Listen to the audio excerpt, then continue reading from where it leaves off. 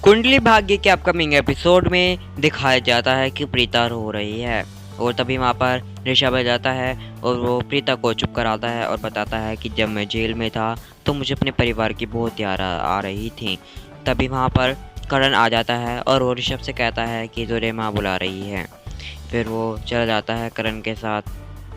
जब वो जाते हुए होते हैं तो ऋषभ करण से कहता है कि प्रीता का ध्यान रखना, प्रीता एक अच्छी लड़की है। फिर वहाँ पर नताशा आती है जहाँ पर करण के कमरे में वो खड़ा होता है।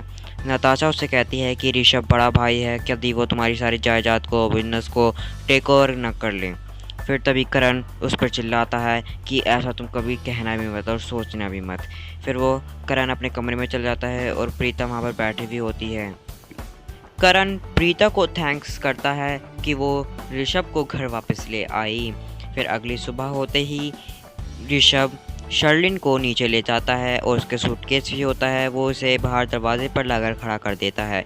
शर्लिन कहती है नहीं मुझे मत जाने दो, प्लीज़ मुझे मत जाने दो, लेकिन वो रोती रहती है और ऋषभ उसे मना कर देता है। मैंने पहले ही कहा था कि तुम सुबह ही चले जाना इज्जत से, लेकिन तुम नहीं गई। मेरे पास और भी तरीके हैं तुम्हें इस घर से बाहर भेजने के। पुलिस को भी बुला सकता हूँ, लेकिन मैं पुलिस को इसलिए नहीं बुलाऊँगा क्योंकि इसमें तुम्हारी माँ की इज्जत खराब होगी।